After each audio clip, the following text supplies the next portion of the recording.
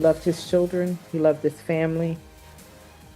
Now at 6:30, her husband was shot to death in his own convenience store. Weeks later, she hopes an arrest will lead to justice. What went through her mind when she saw the accused killer for the very first time? Good evening. This is News 6 at 6:30, getting results. Thanks for joining us here live on News 6 Plus. I'm Justin Warman. And I'm Ginger Gadsden. This one is straight from the Florida files. This next story, a local man arrested for shooting down a delivery drone. Details in our top trending stories. Also, she has beckoned visitors to sit in the palm of her hands. But who is the muse of discovery? We uncover the story behind the sculpture at Lake Eola Park. Then this video going viral. See how a sinkhole swallowed up a soccer field and hear what caused the ground to just collapse and give way. But we do have to start with the weather. We have a severe thunderstorm warning out for part of our viewing area. Yeah, Chief Meteorologist Tom Searles is here now pinpointing the storms. Tom. All the warnings today have been on the East Coast in Brevard County. We had one that went off the clock at 5 p.m. The second one here developed in the last half of an hour or so, and you see it right down here in southern Brevard County, right on top of you there in the Melbourne zone. It appears that now it's been called off. All of this is finally in the open water, so the severe thunderstorm warning looks like it finally just went away just as we're coming on with this newscast. Satellite Beach all the way down to Melbourne, all the big rock and thunder shower action. There it goes, just about down to nothing. Appears to be in the open water now. Here's Altamont Springs, Winter Park. We've dried out across the interior. Everything has gone the right way. Only light little stuff left from Oviedo down to Bithlo. Everything is calming across the interior except for little pockets. So once we get rid of these little showers, we should be done for much of the evening. If you have outdoor plans across the interior, everywhere except for these zones where the lightning is still ongoing, you should be good to go for the rest of the early evening and even late night hours. I'll be right back to pinpoint rain patterns for tomorrow, how hot it's going to be, and all the big action that is starting to bubble in the tropics. All right, thank you, Tom. Our other top story at 6:30 tonight, awards and heartfelt thanks for two Volusia County deputies who saved a couple from their own dog. This happened back on Mother's Day weekend. The dog they adopted just a few weeks earlier suddenly snapped and mauled them. Today, they reunited with the deputies who got results. News 6's Molly Reed was there. It's a moment that almost couldn't happen. Darylyn Warner and her partner Chad Bunfill are recovering with a long road ahead, but are alive thanks to these two deputies. Very physically strong with pushing through things, but mentally I'm shattered. The couple adopted their first dog ever, Harley, in early April. Even around all the other animals, all the other people, never had a problem. Yeah. Kids. No problem with kids. 6 weeks later, on Mother's Day, Warner says she cut her hand. Her neighbor came over to help her clean it up. Harley became aggressive. And all of a sudden, I just felt this stinging. And I just looked down, and it was him, and he was doing his head back and forth. The dog ripped Warner's calf off. He finally laid down on the floor to get Harley's attention. And that's when I was able to crawl to the cage. Warner crawling into the dog's cage to lock herself away. Bunfill being mauled, the neighbors running out and calling 911. He's currently mauling people. Deputies Justin De La Rosa and Tyler Blackwell ran into the couple's house. And all I see is Deputy De La Rosa's eyes. And we locked eyes. And I knew they were there to save us. The dog began to charge us, and at that point, we had limited options. I did see Harley get shot. It's a moment ingrained in each of their minds. My dog's like my son, and it's not easy. It carries the same weight as any sort of life. My only problem is with PTSD. I wake up at night screaming. I was in the hospital 9 days. He was in the hospital a little bit over 2 weeks. And it's been an adjustment, but the couple says they are moving forward with the help of their heroes. At their worst point, we were there, and I'm just glad they're doing okay. In New Smyrna Beach, I'm Molly Reed, getting results, News 6. A murder suspect on the run for weeks faced a judge this afternoon in Lake County. Alex Lopez is accused of killing a 51-year-old store owner in Leesburg late last month. Surveillance video here showed the senseless crime at the convenience shop along Piccola Road. A special task force arrested Lopez last night, nearly a month after the victim was found at the M&M Food Mart off US 441. The victim was Raed Shahade, Ray to his friends. News 6 reporter Jarrell Baker spoke to the victim's widow, who saw Lopez in person for the first time today in court. To see him in person and, you know, I'm disgusted. Like, you murdered my husband and there's no afterthought. I feel like this weight has been lifted off of my chest because it was carrying the stress of this man still running free. Ray's wife, Monique, hopes justice comes quickly so their family can heal. She was on the phone when her husband was shot to death. It was my daughter's birthday, and we were on the phone, and that's what we were on the phone discussing. And so it was difficult for us. My 16-year-old, she had just turned 16, was the one that was saying the call to prayer in his ear when he was passing. Wow. Lopez is being held without bond at the Osceola County Jail. Monique says they set up a GoFundMe account to pay for Ray's funeral expenses.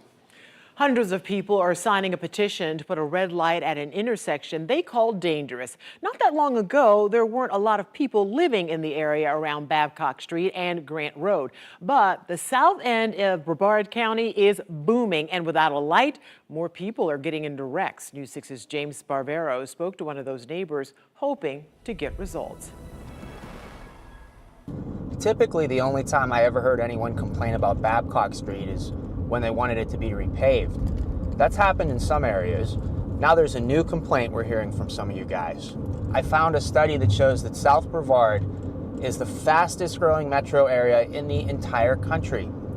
So that makes sense that with more people and all these new homes popping up, there would naturally be more traffic. So that brings me today to the intersection of Babcock and Grant Road. Some people here have actually started a petition to put a light at the intersection. Palm Bay City engineer says a recent traffic study found Babcock and Grant is a high crash intersection. So Virginia is someone who has actually not just moved here. She tells us she's been in the neighborhood near the intersection for about 8 years. I just made her aware of the petition. Virginia, why do you think there needs to be a light? There's a lot of new growth, a lot of traffic, and I've seen multiple accidents there. Multiple accidents. In fact, I actually turned before Babcock to avoid the four-way so that I can get out a little bit easier without being at risk. How much have you seen your neighborhood grow? Oh gosh, at least 3 times, if not more. It's huge. All those new homes are going up, so it's busy. In that traffic study I mentioned earlier, Babcock and Grant ranked in the county's top 5 intersections for motorcycle crashes. Palm Bay says before a light might be added, there needs to be an engineering study. If we get an update about that, we'll add that to this story on clickorlando.com. In Brevard County, I'm James Sparvero, Getting Results News 6. It's crunch time for the presidential candidates. In less than 3 hours now, President Joe Biden and former President Donald Trump will debate in Georgia. It is the first debate to be held in a studio with no live audience since Kennedy-Nixon back in 1960. Yeah, of course, their mics will be muted except when it's their turn to speak to cut down on interruptions. President Biden arrived in Atlanta just before News 6 at 5. His aides say he plans to paint Trump as too dangerous for the White House. He'll also argue that the former president would cut taxes for the rich and take away abortion rights. Meantime, Trump's aides are urging him to focus on crime, immigration, and the economy, issues where he leads in the polls. All right, so you can watch tonight's debate on WKMG News 6 and clickorlando.com. It all starts at 9 o'clock. You can expect a full recap tonight on News 6 at 11. We'll also post a full wrap-up on clickorlando.com. A Lake County man is accused of shooting down a drone delivering groceries. It's one of the top trending stories tonight on clickorlando.com. So here's what happened. Deputies say Dennis Wynn was in the backyard when a Walmart delivery drone flew over his home. They say Wynn went inside, grabbed a gun, and shot at the drone, hitting it and causing thousands of dollars in damage. Wow. They say he admitted to the shooting, shooting that drone. He didn't know what it Ended up in his was, though. yard. He didn't know it was a Walmart drone. Somebody didn't get their groceries. But here's the thing. He is facing 3 charges. That's dangerous. Just don't shoot anything Out of the sky. Yeah. Okay, but where can you get groceries by drone? Here in Florida, Walmart has a few locations. There are a couple in Claremont, one in Tampa, and one in Winter Haven, and a few others spread throughout the state. All right, so our second top trending story could be the video of the day. So the headline, giant sinkhole swallows the center of a soccer field. Incredible video here. You got to check it out. A 100-foot wide sinkhole swallowed up a rather large section of an Illinois soccer field. The cave-in was actually caught on camera too. Take a look at this. Alton Parks and Recreation released this video showing the moment the ground gave way, taking that light pole with it in a huge section of the field. A local construction company says a mine collapsed, causing the unexpected cave-in. Thankfully, no one was near the field at the time. That wow. is, talk about, I mean, what if kids were having practice, or this is the time of year where they do that, they're outside, especially, oh my gosh, that's crazy. Our final top trending story, spotlights an unusual art installation. The headline, Muse of Discovery. What is that half-buried woman at Orlando's Lake Eola? Well, if it's unusual, I know who we can talk to get to the bottom of this story. Absolutely. ClickOrlando.com and News 6 digital producer Anthony Talcott. He joins us now to give us a little bit of a background on this. So tell us more about this piece of art, Tony. Well, Justin, Ginger, to start off with, it's not actually one piece at all. Okay. It's 5. If you take away all the dirt covering up the sculpture, you'll find that there are separate statues for the muse's head and all 4 limbs. Now, the artist, Meg White, she made the muse to look like it was half buried in a mound of earth. Now, White was commissioned to sculpt the muse back in 2013 as part of a program to bring more public art to the city. And after months of painstaking labor, it was finally finished in 2014. Now, the muse in total spans about 40 feet long, and visitors can actually sit down in her hand. And I can say from firsthand experience, it's really not a bad spot to take a breather while you're walking through the park. Now, that's probably a good thing because the statue's slogan reads, "Sit in the hand of the muse and discover your hidden potential as she whispers to you." And as you might have picked up, that's how she got her name. Now, originally, the muse was covered in jasmine for aesthetic appeal, made it look nice and pretty. But thanks to folks walking all over her, it kept killing the plants, so the city eventually swapped that out for AstroTurf. Now, of course, just like that, we've got plenty of other stories about strange places here in Central Florida up on our website. To do that, just head over to the homepage of ClickOrlando.com. Ginger? I think I like this. I like that she was covered in jasmine, but this is why we can't have nice things. We're going to walk all over it. I don't want to put you on the spot, Tony, but is that based on a certain woman, the face that they went off of, or is that just a woman's face? So from what the artist told me, she actually got a model to sit in for the statue. Okay. So I believe that she's the one that the statue is based off of, but it's also based off of another statue, I believe out in Oklahoma, called the Muse of Awakening. That's also half buried in the ground, so kind of a similar visual appeal. Now we know. Yeah, I don't think your question threw him off at all. No. Interesting. He knows it. I know. I love that he knows that, and we know we can ask you those questions. Thank you, Tony. Thanks, Tony. Great job. Well, if you haven't heard yet, Lake Eola is at the heart of our next destination. We're hitting the road for downtown Orlando. And we are highlighting the people making a difference as well. I really love my military service, and I'm very proud of my military service. Those were the most formative years of my life. A proud veteran, gay rights advocate, and legendary drag queen, how Darcel Stevens took lessons from his time in the military and turned it into a lifetime of service. Plus, hidden treasures in downtown Orlando, where you can find history that stretches a century before the mouse. We have the Insider's Guide. You're watching News 6 at 6:30 live on News 6 Plus. We're getting results in DeBerry, Eatonville, and all of Central Florida. We'll be right back. Brought to you by your local Toyota dealers. Toyota, let's go places.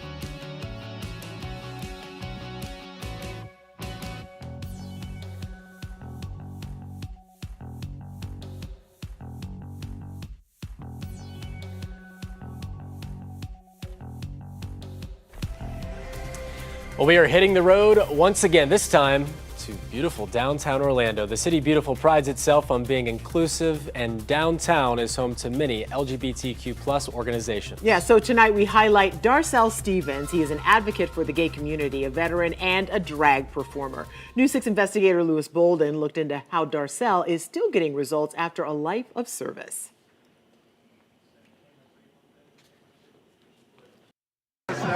Darcel Stevens wears many hats. We caught up with him at the 14th annual Orlando VA Pride Month celebration, where he is representing his company, Harmony Healthcare, and is an outreach coordinator.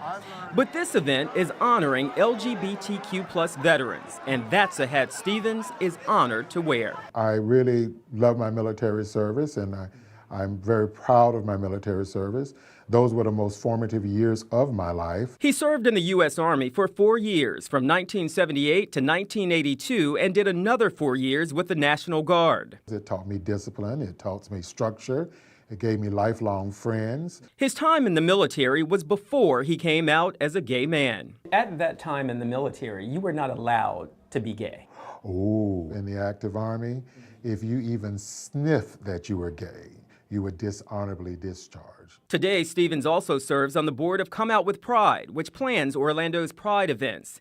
But what he is most known for This is Darcel Stevens, and I'm sitting backstage at the world-famous Parliament House. is performing as the Darcel Stevens. It's my time to get my shine. Stevens spent 27 years as the entertainment director of the Parliament House and reigned supreme as the Grand Dame.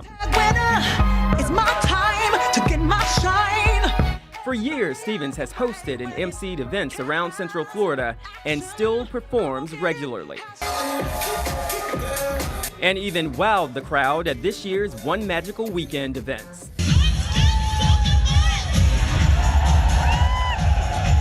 Drag gave me an outlet to live vicariously through the music that I was hearing, and I could put on that persona. Drag was nothing, and it has never been something sexual for me. Which is why when Florida's legislature passed the Protection of Children Act, which aimed to ban what Republicans called adult live performances or drag shows, it struck a nerve, not only with Stevens, but also with the owner of Hamburger Mary's in downtown Orlando, who ended up suing the state. As a drag queen, I felt very invisible and I felt very helpless. And I come from a strong civil rights family. So Stevens did what came naturally. He rallied the troops, calling on hundreds of drag performers from the Panhandle to the Keys and their supporters to go to Tallahassee and protest anti-LGBTQ+ legislation. And they did. It was a very momentous, just an empowering event. And I think out of all of that march, that is what I'm most proud of. That it's a new generation that's of fighting drag queens. That while they may do drag in front of an audience, but by daytime, watch out, watch out. A judge blocked what critics called the anti-drag law from taking effect, and the U.S. Supreme Court refused the request to reinstate it. Darcel Stevens served this country and is still fighting for his and the rights of others. Getting results, I'm Louis Bolden, News 6.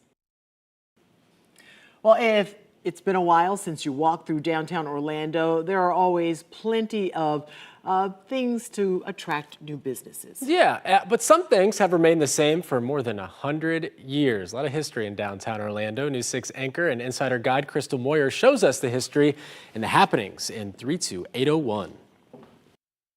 When you think of downtown Orlando, the most recognizable spots are the Kia Center that hosts concerts and magic games, Dr. Phillips Center for Performing Arts, and Lake Eola with the bandshell and iconic swan boats. You may have even spotted News 6 reporter Mark Lehman pedaling away with photographer Goose. But there's much more to the 32801, including the Orange County Regional History Center, housed in a historic courthouse. It's got a 5-story museum open to the public with exhibits highlighting the area's past dating back 2,000 years.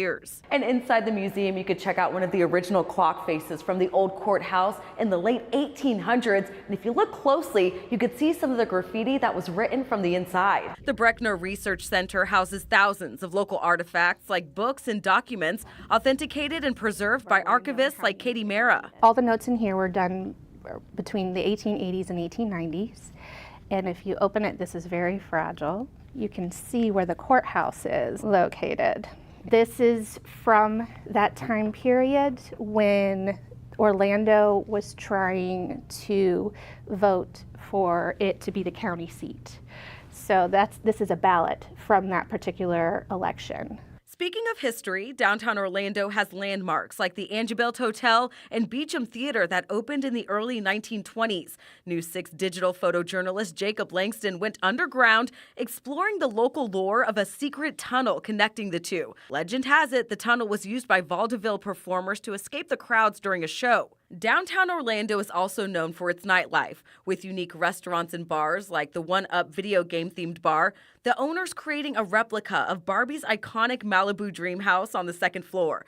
On the next level, there's High Tea, a whimsical bar that will transport you to a different world. You can check out our guide to the 32801 on clickorlando.com/insider. In Orlando, Crystal Moyer, Getting Results, News 6.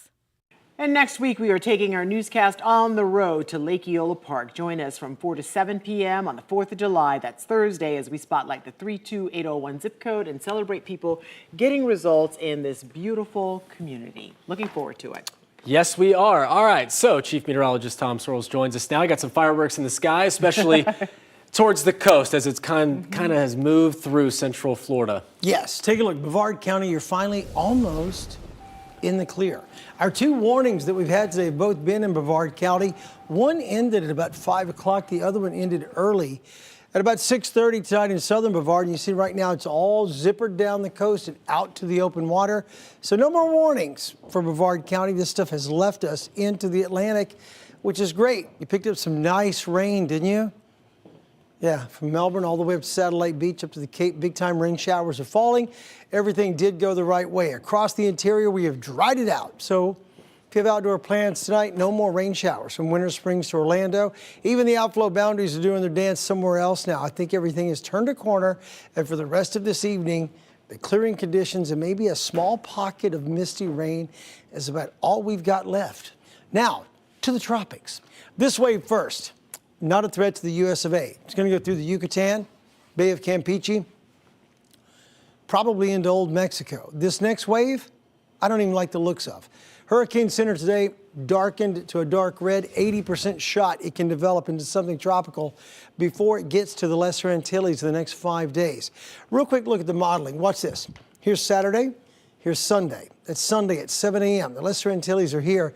That, to me, looks like a hurricane on the GFS. It would be the first time a hurricane has formed in June out of the Caribbean and the Atlantic, east of the islands, since like 1933. We'll see what happens. It should come inside the Lesser Antilles and in the Caribbean by Monday into Tuesday. And by Tuesday into Wednesday, we'll be over here, according to the modeling, south of Hispaniola, jogging along south side of Cuba here. The airflow would make you think it's going to continue west. Way too early to know if any of that is going to verify. Model runs change from run to run. We will keep you posted as time wears on. Daytime high today in Orlando was 93 degrees on the Light Orlando Delivering Hope Cam. 87 currently in Orlando. We might warm up a little bit now. Port Canaveral not reporting a temperature. Daytona Beach, the reading is 86. Big Ridge of high pressure totally in control for now. Rain is over for the night. I really think we're going to calm it on down into the evening. Then through tomorrow, West Coast sea breeze is dominant again, pushes in, and kaboom! Big showers from Orlando to the east. Same thing happens for you on Saturday into Sunday. Lows tonight, 70s in Orlando, 78. Here is tomorrow. Your forecast is sponsored by Florida Lottery. Daytime high tomorrow into the 90s again with a 60% chance of rain. Rain chances are tall for the next week. Next Thursday, the high is 94 for you on the 4th of July with a 40% chance of rain. Tom, thank you. First, they came back to theaters. Now they're coming back to Universal Orlando. Still ahead, how the Ghostbusters will haunt Halloween Horror Nights. Plus, they left Universal after a 14-year run, but Blue Man Group is making a comeback where they'll soon pop up on iDrive. We're back in just 2. Coming up in the morning, keeping kids safe around the pool. The local county handing out free motion alarms for families and what you need to know if you want to get one. Plus your pinpoint weather and traffic every 10 minutes. We'll see you for News 6 mornings, 5 to 7 a.m.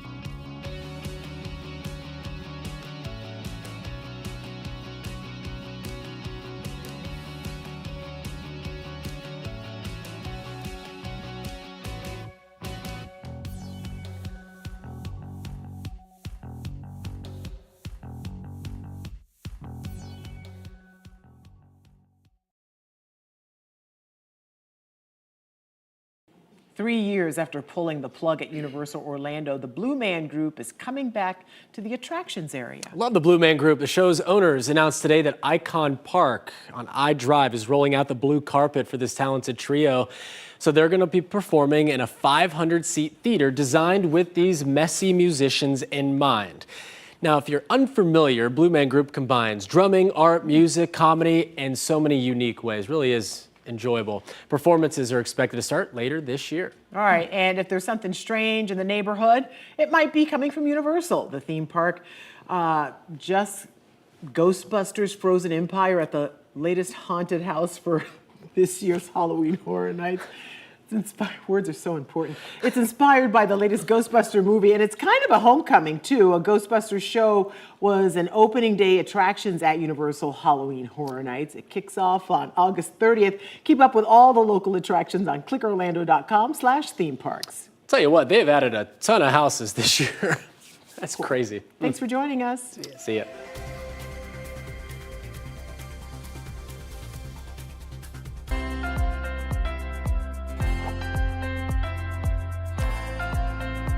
Reports of lung cancer have been down dramatically in the last couple of decades, and every day major progress is being made with new diagnostic tests and treatment. Here at the Orlando Health Cancer Institute, Dr. Ali Jawani and his team of experts is making a real difference in lung cancer treatment here in Central Florida. Thanks for being here, Dr. Jawani. Thanks for having me. Appreciate it. Okay, first of all, let's talk about risk factors. Smoking is the big one, and a lot less Americans are smoking now than they were even 20 years ago. But what has been on the rise are young people using e-cigarettes and vaping. Have you noticed an increase in young people with lung issues? We have, and it's a very interesting situation. You know, for many years, people believed that e-cigarettes and vaping was much, much safer than cigarettes, and now we're recognizing that's not the case. And we're seeing people that are as young as 18 with lung cancer, and their only risk factor is that they've been vaping for years.